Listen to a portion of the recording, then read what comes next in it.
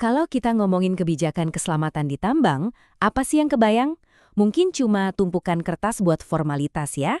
Tapi, pernah nggak sih kepikiran kalau dokumen ini sebenarnya adalah cetak biru yang jadi penentu hidup dan mati, sekaligus kunci sukses sebuah perusahaan?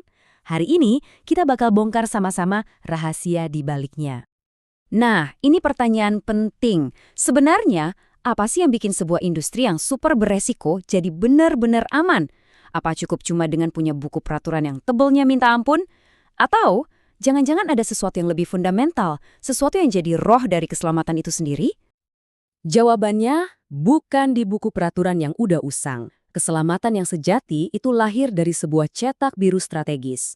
Anggap aja ini dokumen yang hidup, yang memandu setiap langkah, dari ruang rapat direksi sampai ke lorong tambang yang paling dalam. Yuk kita bedah bareng-bareng anatomi dari cetak biru yang luar biasa ini. Oke, setiap cetak biru yang hebat itu selalu dimulai dengan gambaran besarnya. Tujuan akhirnya mau kemana? Itulah yang kita sebut visi. Bayangin aja ini tuh kayak bintang utara bagi perusahaan. Titik terang di cakrawala yang selalu jadi panduan. Gak peduli sesulit apapun perjalanannya. Jadi apa sih sebenarnya visi itu? Coba deh lupain sejenak soal target keuntungan kuartalan. Visi itu ngomongin soal warisan. Visi itu jawaban dari pertanyaan, sebenarnya perusahaan ini ada untuk apa? Ini kompas moral yang nentuin reputasi perusahaan di masa depan. Ini jantungnya. Coba deh kita lihat contoh ini. Kuat banget kan? Perusahaan ini tujuannya bukan cuma jadi yang terbaik. Mereka mau kasih nilai tambah bagi umat manusia. Bayangin dampaknya buat karyawan di sana. Mereka nggak cuma nambang batu bara, tapi mereka merasa ikut menerangi dunia. Visi yang kayak gini nih yang mengubah pekerjaan jadi sebuah panggilan hidup. Oke, jadi visi itu kan tujuan di puncak gunung. Pertanyaannya, gimana cara kita sampai ke sana? Nah, disinilah misi dan tujuan mulai berperan.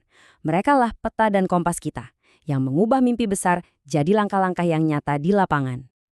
Penting banget nih buat kita ngerti bedanya. Gampangnya gini, misi itu adalah caranya kita melangkah setiap hari.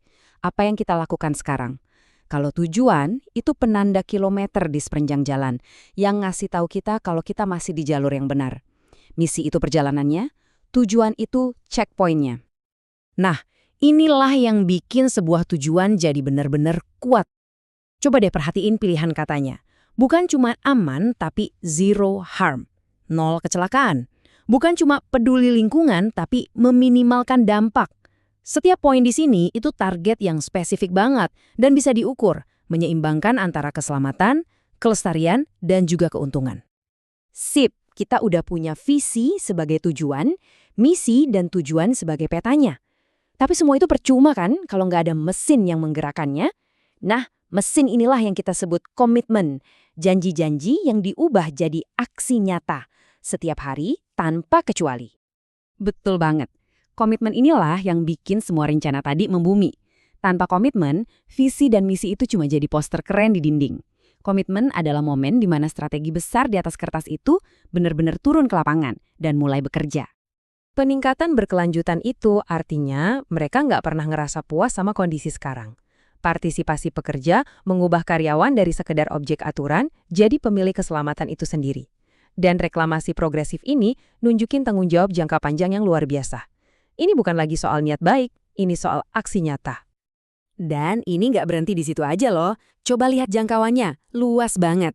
Mulai dari tata kelola perusahaan yang bersih alias JCC, tanggung jawab sosial ke masyarakat sekitar lewat CSR, sampai transparansi penuh ke publik. Ini bukti kalau keselamatan itu nggak bisa berdiri sendiri. Dia harus menyatu dengan seluruh DNA perusahaan. Oke, kita udah bedah satu persatu bagiannya. Visi, misi, tujuan, dan komitmen.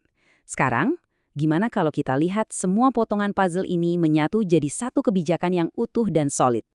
Nah, ini dia wujud lengkapnya. Kelihatan kan alurnya? Perhatiin deh, visi yang besar di paling atas, mengalir turun jadi misi yang lebih konkret, terus dipecah lagi jadi tujuan yang bisa diukur, dan akhirnya mendarat di daftar komitmen yang siap dieksekusi. Semuanya nyambung dalam satu alur yang logis dan kuat. Coba kita perbesar dikit ya, biar kelihatan mesinnya kerja. Di sebelah kiri kita punya kenapanya, visi, misi, dan tujuan. Nah, di sebelah kanan kita punya gimananya, daftar komitmen. Setiap poin di kanan itu adalah jawaban langsung untuk mencapai target yang di kiri. nggak ada satupun aksi yang ngambang tanpa tujuan. Inilah definisi cetak biru yang cerdas dan efektif. Jadi, kita udah lihat gimana caranya membangun sebuah cetak biru keselamatan yang, ya bisa dibilang, sempurna. Dari visi sampai ke aksi. Tapi kan, punya gambar desain rumah yang paling canggih sekalipun itu satu hal. Membangun rumahnya, bata demi bata, itu cerita yang lain lagi.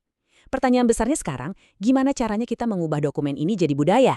Gimana kita memastikan setiap orang, setiap hari, benar-benar hidup dan bernapas dengan nilai-nilai ini? Nah, itu topik untuk lain waktu.